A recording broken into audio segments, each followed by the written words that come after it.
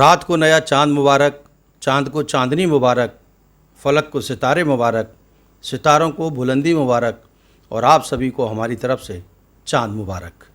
धौलपुर खबर की इस मुबारकबाद को कबूल फरमाएं। रमज़ान का महीना शुरू हो रहा है। ऐसे में सैर काजी मोहम्मद मतीन खां गौरी ने अपील की है कि मुस्लिम भाई घरों में रह के इबादत करें और ज़कात को रात को उसमें जमा कराएं, जिससे वो औरों के काम आए। पेश है एक रिपोर्ट। मोहतरम बुज़ुर्गों और इस्लामी भाइयों, अस्सलाम वालेकुम व रहमतुल्लाहि व बरकातुहू।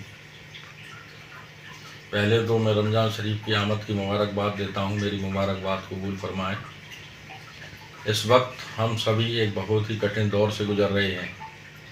कोविड-19 के ख़तरों को देखते हुए ये माना जा रहा है कि ये बीमारी एक आदमी से दूसरे आदमी में फैल रही है, पूरे विश्व में फैल चुकी है। इसका इलाज अभी नहीं है।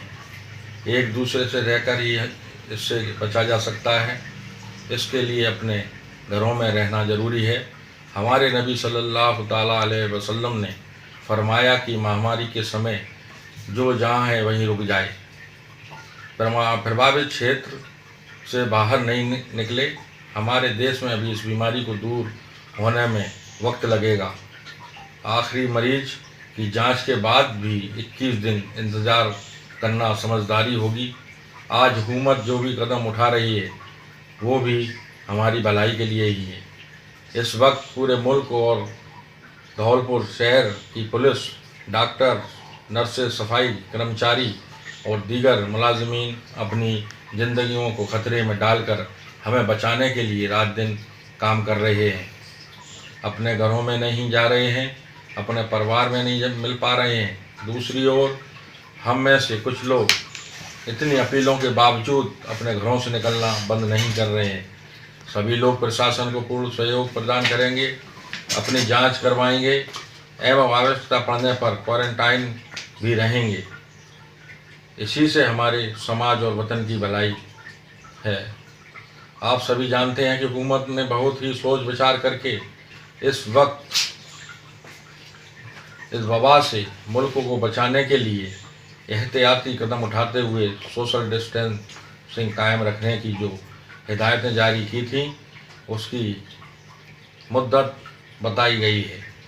इस दौरान रमज़ान का पाक महीना भी शुरू होने वाला है। पूरे रमज़ान के महीने में नमाज तरावी सुन्नत मुअक्कदा है। नमाज तरावी बाजमात सुन्नत कफ़ाया है। अगर मस्जिद में तमाम लोगों ने छोड़ दी तो सब गुनहगार हुए और कुछ लोगों ने जैसे इमाम साहिब, मुअज्जिन और खुद्दम हजरात 4-5 लोगों ने बाजमात मस्जिद में अदा कर ली और बाकी लोग अपने अपने घरों में पढ़ लें तो कोई गुनहगार नहीं।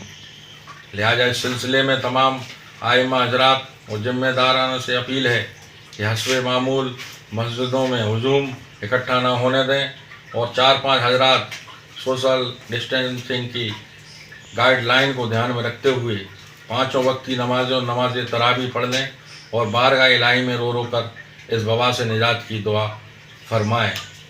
रमज़ान शरीफ में भी ये ख़ास ख्याल रखें, बग़ैर किसी शरई उज़्र के रोज़ा हरगिज़ न छोड़ें। घरों में भी आसपास के हजरात नमाज तरावी के लिए इकट्ठा ना हों।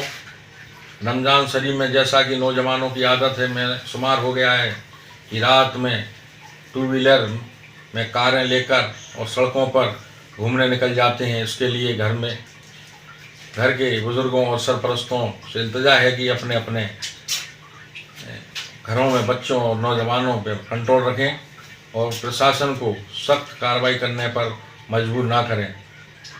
वक्त इफ्तार और तहज्जुद के वक्त ख़ास तौर पर अल्लाह से रो रो कर इस वबा से निजात के लिए दुआ करें।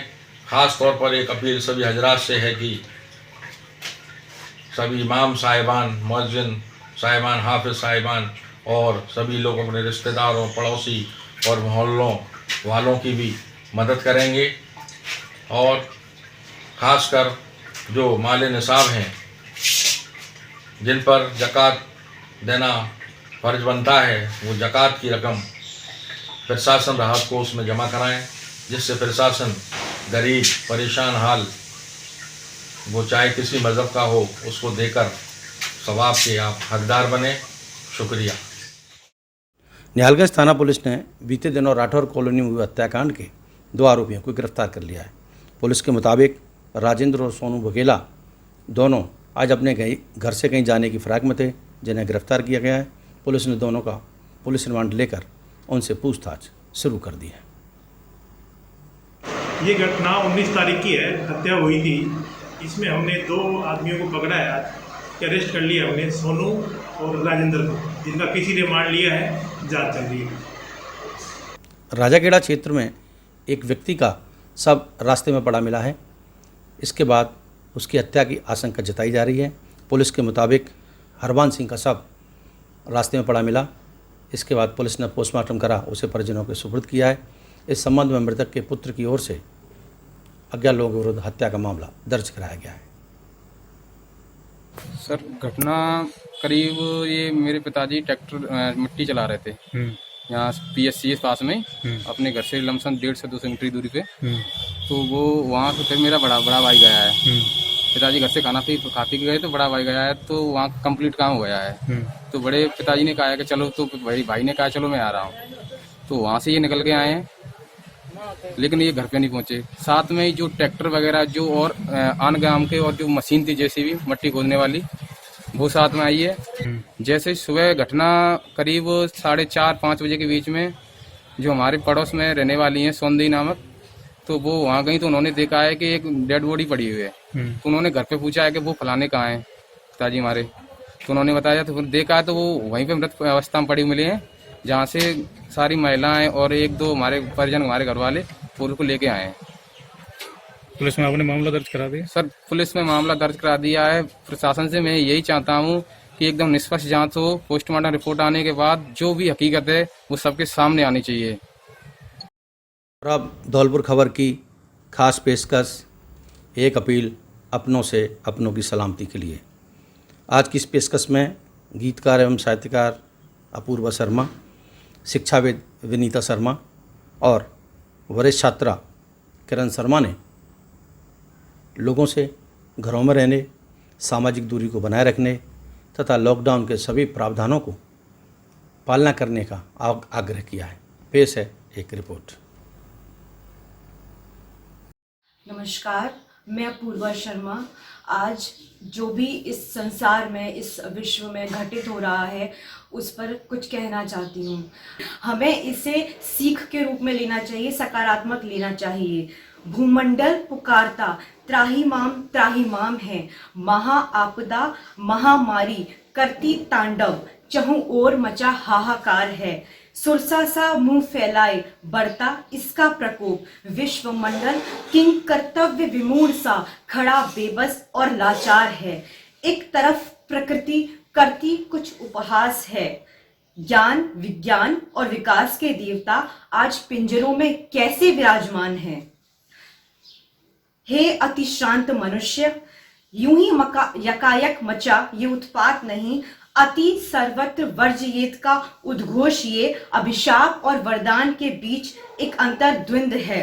हे मनुज, समय अभी कुछ शेष है, प्रलयंकर से ही अंकुरित होते पालनहार हैं।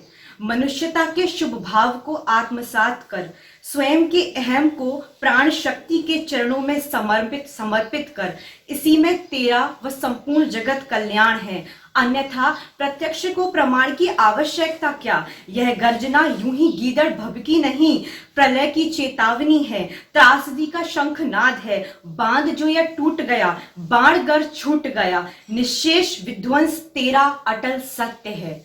धन्यवाद। इसीलिए इस कोरोना महामारी से हम कुछ सीखें और आगे आने वाले भविष्य में अपने जीवन को और प्रकृति के साथ सामंजस्य बनाए रखने के लिए तत्पर रहें। धन्यवाद। मैं विनीता शर्मा, व्याख्याता, राजकीय उच्च माध्यमिक विद्यालय पचगांव।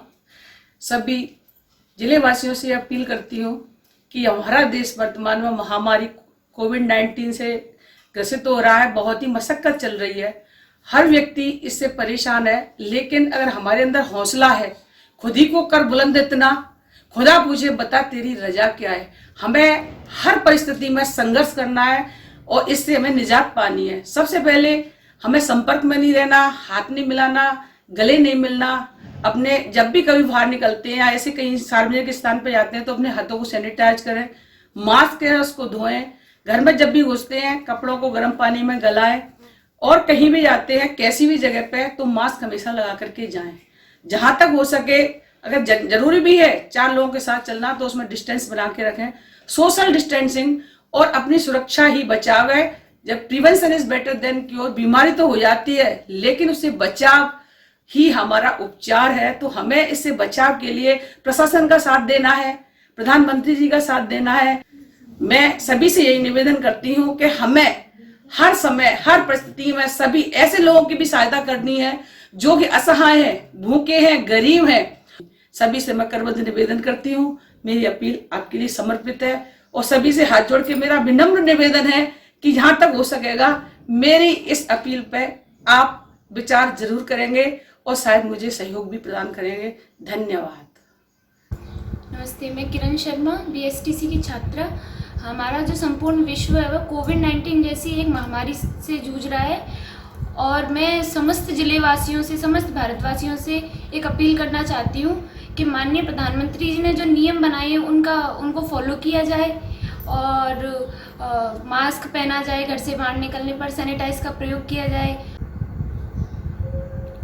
संकट की इस परिस्थिति में भारत सरकार द्वारा लॉकडाउन के प्रति जो नियम बनाए गए हैं हमें उन्हें फॉलो करना चाहिए जिससे हम इस विकट समस्या से सामना कर सकें और इस रोग से बाहर निकल सकें। लॉकडाउन के प्रति जो नियम बनाए गए हैं हमें उनकी पालना करनी चाहिए, एक दूसरे का सहयोग करना चाहिए और इस बीमारी से सभी जूझ रहे हैं तो इसे घबराना नहीं चाहिए और जितने भी गरीब लोग हैं उनकी सहायता करनी चाहिए। चलो